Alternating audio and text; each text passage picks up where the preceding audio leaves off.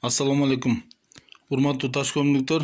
Азыр биздин Таш көмүр садака бириминин офисине Эсенгелдүбө Гүлмира келиптир.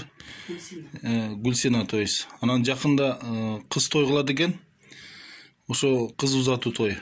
Ошого жанагы катма окутууга кеткен расходду ушул Таш көмүр шаарынын муктаж жетим жесирлерине эле тапшырайын деп чечим кабыл алыптыр.